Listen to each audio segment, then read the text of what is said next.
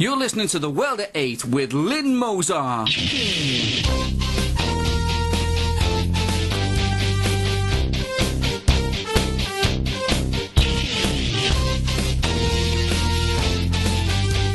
World at 8, the number one in nationalist news. Highlights of the news today, Wednesday, the 18th of July. Labour councillor stabbed by a gang of 4 Asians in Redbridge. The Olympic fiasco goes on and on. New mosque in Blackpool turned down on second appeal. Greek coalition seeking bridging loan. Romania has problems at home and we have problems with Romania over here. The Reverend Robert West presents a view on the new inquisitors. Thought for the day, the Margaret Walker case. Finally, don't blame the dogs. UK news. A Labour councillor was stabbed near his home in Newbury Park last night by one of a gang of 4 Asian men who are wanted by the police in Redbridge. The armed gang are being linked to 2 attacks. The first attack, in which Councillor Ross Hatfull, 33, who represents Valentine's Ward, was approached by 2 Asian men aged between 17 and 22 who demanded his wallet and phone. When he attempted to run away, Councillor Hatfull was chased and stabbed. The incident, which occurred around 11:35 near the victim's home in Kimberley Avenue, has also been linked with another attack on a man in Gleeblands Avenue, which took place 10 minutes later. A second man was approached by a group of 4 Asians, one of whom was armed with a knife. The man was threatened and his mobile phone and MP3 player was stolen. The suspects walked off on foot towards the A12. Detective Inspector Craig Robinson of Ilford Robbery Squad said, "These types of robberies where knives are used and the victim is stabbed are very rare in Redbridge." A World at 8 reporter comments, "Well, they'll have to get used to it. There is a high immigrant Asian presence in Redbridge which has seen the marches of the EDL through it. These brown on white crimes will increase as their population increases." Multiculturalism has just come home and bit the Labour Party on the arse.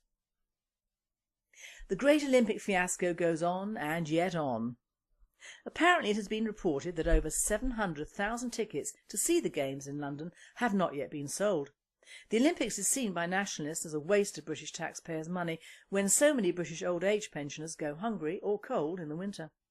There are also complaints that the British team is not at all British because of the foreign athletes parachuted in to take part. A World at 8 writer commented, "The British Olympic team should be for British athletes, not those from other countries. The whole thing is a fake, with some athletes being referred to as plastic." Put this with the photos last week of the workers in the Olympic Village and it was spot the white man. What was all this about local jobs and local people? I could think of many worthy people and charities that could have received £3 billion and let some other European country host, maybe France. I, as a nationalist, urge all families to boycott these diversionary games, rather like people were told not to vote British National Party during the elections. This is our message: boycott the games. They are un-British. Meanwhile, American athletes received a free 4-hour tour of London this week because the drivers of the coaches didn't know how to work their sat-navs. Well, perhaps their English isn't their mother tongue. The plans for a new mosque in Blackpool have been turned down for the second time. The plan was to convert 4 units on Waterloo Road, South Shore. These premises had also been used as takeaway outlets. The planning inspector, Mr Michael Moffut, backed the council decision to reject the application due to traffic concerns. In his report, he said the scheme would severely harm highway and pedestrian safety. He added he had significant concerns regarding the Friday lunchtime prayers when some 80 to 90 people would attend the mosque. 3,000 people signed the petition which was handed into the council. This shows that when we stick together we can achieve what is needed for the British communities in their own country. A World at 8 reporter commented that if you look at some of these converted mosques, they are clearly old shops, homes, businesses and even sheds. When a building is converted to a mosque, it and the owners can receive money and status. That is the reason why there are 7 mosques and Islamic centres already around that area. If we are dealing with a minority religious group, just how many mosques do they need? This is nothing to do with racism or even bigotry. It is simple semantics that even idiots should be able to understand. As one resident put it, this situation has been allowed to drag on far too long because of bureaucracy. Perhaps the council would now address the ongoing issue of the shocking state of repair of some of the buildings in this area. Euronews. The Greek coalition government is seeking a bridging loan from international creditors to help it with its bond redemptions in September this year.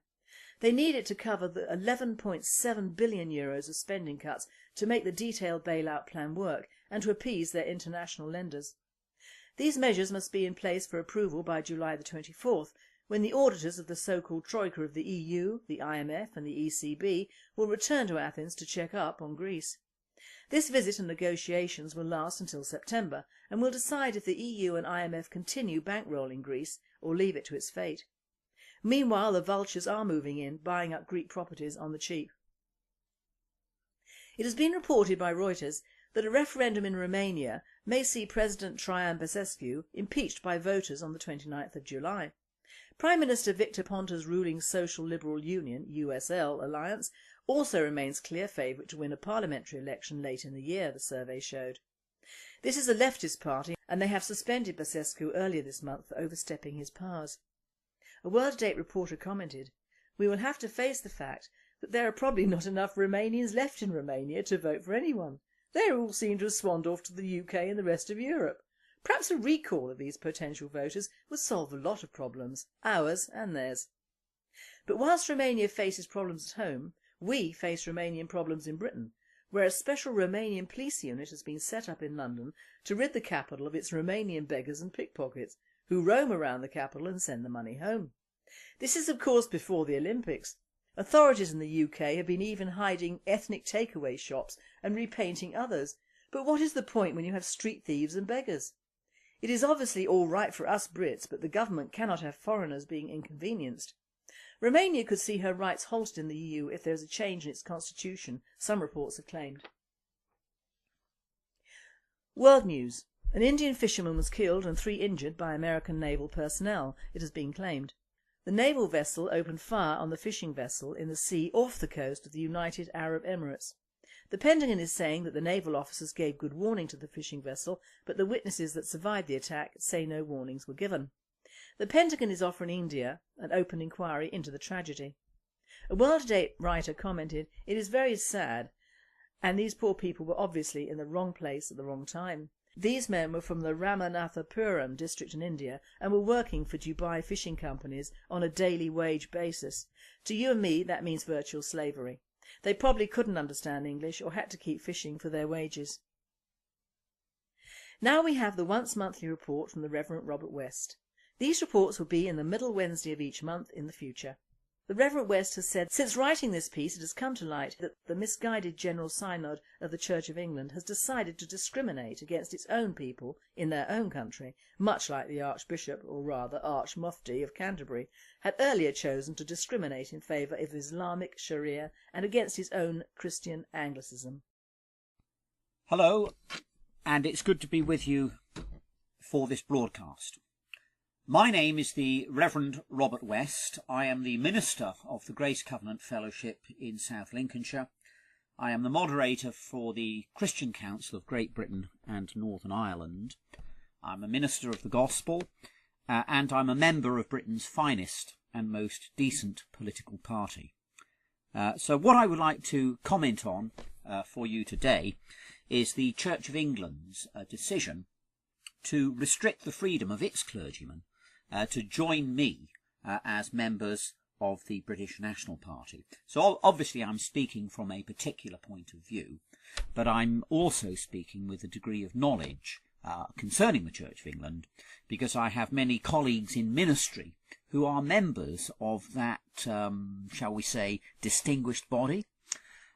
Recently, or not too long ago, we had the Archbishop of Canterbury, sometimes known as the Grand Mufti of Canterbury, suggesting that the English common law should participate or incorporate into it aspects of the Muslim pathway or Sharia. And also in the General Synod there was a bishop who said, or who likened, having a riot to a spiritual experience. Well, things seem to be getting worse in that august body, and we must pray for the Church of England that it will recover itself from the great errors into which it has plunged itself, not only in banning or attacking Britain and Britishness, but also in many other things that it has done to undermine Christianity and to promote a kind of Marxist theology as though that were Christian. So my theme today is the New Inquisitors.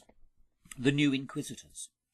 The General Synod of the Church of England, which is the partly elected body which makes subordinate legislation, that is, lesser laws and rules for both its members and for its clergy, has once again entered the political fray to ban its clergy, without naming the party, from being members of a certain political party.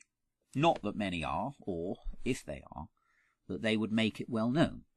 The secrecy of the ballot box and the confidentiality of one's political affiliations being well respected by most persons and parsons within that national church of England, by law established. The move has been pushed by left-wing zealot and civilian worker for the police force, no less, Vasanatha Gananados, if that's the correct way to pronounce her name. Something which may not bode well for the political impartiality of the police, who likewise stop their members from being part of that particular political party. The same is not true with the armed forces, however. The political party concerned is, you guessed it, the British National Party. So none of us should be concerned about it, should we? Well, what happens to one day will happen to someone else the next. So everyone does need to be very concerned about it. Here is a thin end of the wedge to short-circuit and curtail democracy for all, and at least for now, for members of the police and for clergy of the Church of England, important social institutions. The objection against the British National Party seems to be grounded on the fact that its policies and activities are, or may be, declared to be incompatible with Christian teaching. By whom, however? The answer seems to be the House of Bishops, unelected toadies who are unaccountable to their members and who have already presided over the steepest decline of their church in centuries. It needs to be noted that the objection to the BNP is not grounded on its policies and activities being opposed to the Holy Bible, or to the 39 Articles of Religion of the Church of England, or to the Book of Common Prayer, 1662, of the Church of England. These two publications, the Articles and the Book of Common Prayer, they either express or are the sources of the faith of the Church of England. The ultimate source of faith is certainly the Bible. Now this is worrying because Gananados does not seem to know or care where her faith and the faith of her church is found, or should come from. It comes from something far more fundamental than her belief in the declarations of General Synod or the mere determinations of its House of Bishops. The Bible predates the founding of the Church of England in the 6th century by about 6 centuries. And the 39 Articles of Religion predate the General Synod by 400 years or so, and likewise the Book of Common Prayer. The Bible, not the General Synod, is the source of the Church's faith, and the 39 Articles and the Book of Common Prayer are, by Act of Parliament, the expression of that faith. Gananados has, in her ignorance, thrown down a gauntlet to law, Parliament, Articles, Prayer Book, and Bible, not to mention Christian faith and history. For all her talk about equality, this is quite astonishing.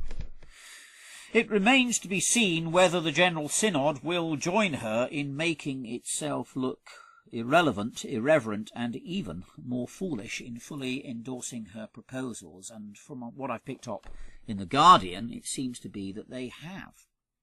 They have certainly behaved before on other issues, like the Gadarene swine who, when possessed of demons cast out from a demoniac, whom Christ had just healed, then hurled themselves down a cliff onto the rocks below and all perished. But that does not mean that they should repeat that tradition. The Church has already nosedived in membership, relevance and effectiveness, over liturgical anarchy, over female ordination, and the latest is over the endorsement, it seems, of homosexuality. Now the New Testament very does clearly condemn both female ordination and homosexuality, things which confuse sex roles. Look at 1 Timothy 2 verses 11 to 14 or 1 Corinthians 6 verse 9. So perhaps the General Synod and the House of Bishops is possessed of devils, and has been so for many a decade. Ganados, further, has clearly not adapted to this country, judging by her complete lack of understanding and her contempt for the character and history of the Church of England. We have already mentioned the prayer book, but what of him who wrote it, Thomas Cranmer, the Archbishop who went to the flames for his faith before earlier inquisitors? He was most certainly in his day part of a nationalistic party of sorts, and he was the better for it, for he was involved in both Henry VIII's Reformation and the later Protestant Reformation of Henry VIII's son Edward VI, when the prayer book was in fact written. It was then that both the Church and State of England asserted its Christian independence and sovereignty. The foreign Pope, the Bishop of Rome, was to have no jurisdiction in this realm of England, and his supranational authority was repatriated by force through an Act of Parliament, the Act of Supremacy, in 1534. The Bible also was soon to be printed in English. How nationalistic can you get? How discriminatory to non-English speakers? How proletarian and parochial too? But at least the common people could understand it. I notice that Ganados is emphasizing the declarations of the Church, not the teaching of Holy Scripture. Maybe she would like to lock it up in Latin once again, so that folks would not appreciate that God deals in nations and ordinary people, and that he made the nations, Psalm 86 and verse 9. And what about the chosen nation, Miss Ganados? What are you going to do with them? If you think nations are racist, what a weasel word you have. Whatever will you make of the Bible, which still speaks of the chosen nation, and of a God who, in the teaching of Paul in the New Testament, look at Romans 10 verses 1 to 3 and Romans chapter 11, still has his eye upon it? Do I detect a creeping left-wing anti-Semitism and intolerance here? That will only add to a litany of errors. The Church of England is one of our two national churches, the other one being the Church of Scotland. The Queen is its supreme governor. It has a special and privileged relationship to both the English and the British state, and to all of its citizens. The job of regulating which political party its clergy join, if any, is surely a matter for the legislature, who were voted in by the citizenry, that is Parliament. It is doubtful whether the police ban on policemen being British National Party members is legal under either our common law or the law of the European Convention on Human Rights and Fundamental Freedoms. Any banning declaration by the General the General Synod, is equally doubtful in terms of both those systems of law. It is certain that the Bible condemns female ordination and homosexuality, which both have something in common in confusing sex roles. But it is very doubtful whether the Bible can be taken to oppose nations and moderate nationalism, which is the core principle of the British National Party, the United Kingdom Independence Party, the English Democrats, most ordinary members of the Conservative Party, not a few Liberal Democrats and Labourites. It is also the core principle of the Balfour Declaration for a Jewish national home in Palestine. And it's the core principle of about 70% of the population of Britain, both north and south of the border between England and Scotland. Few enough folk go to church. It would be tragic if those who do were to be driven away by a combination of attitudes, declarations and policies which only an effete and privileged group, if that, admire. The churches of the Church of England around me cannot get vicars enough as it is. Very few men attend, and even less youngsters. It may well become even more gay in the bad sense of that word. Ganados may see herself as a heroine, and even as a martyr. She may even feel that her proposals are honest, good, and true. Many people like her do.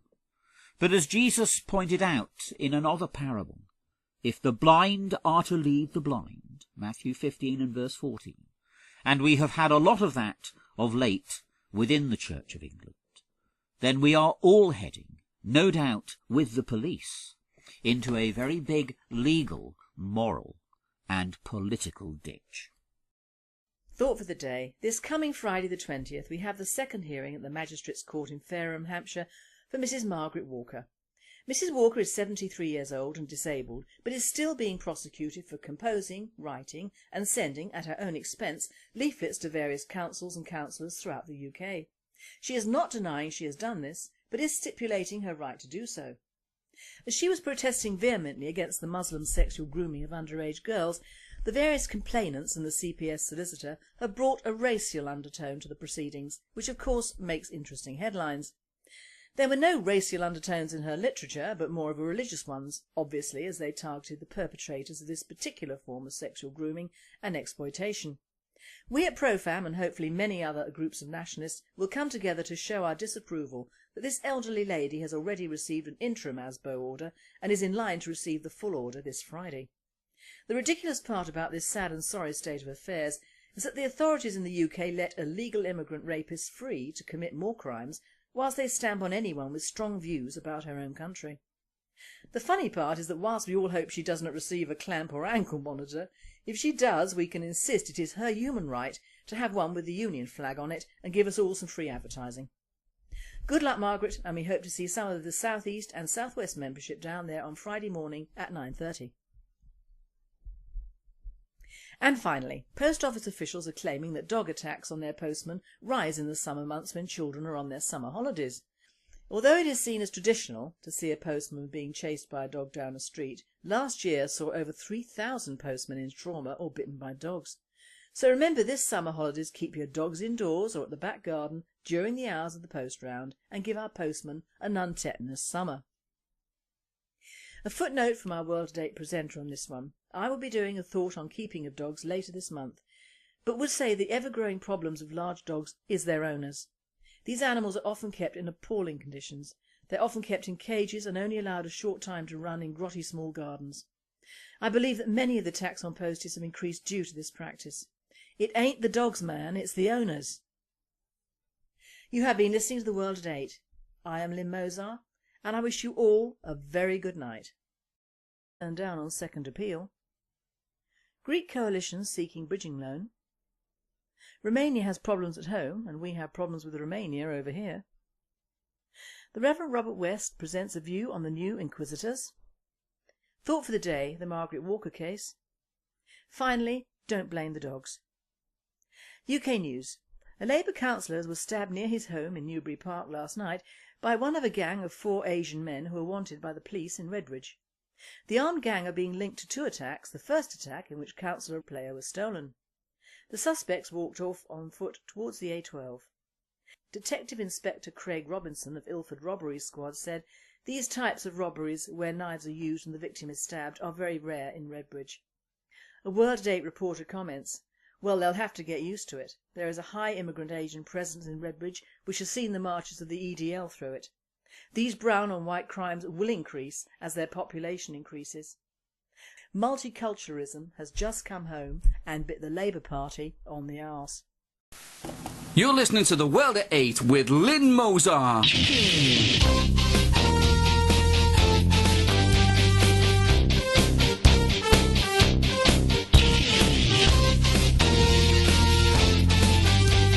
World at 8, the number 1 in nationalist news. Highlights of the news today, Wednesday the 18th of July. Labour councillor stabbed by a gang of 4 Asians in Redbridge. The Olympic fiasco goes on and on.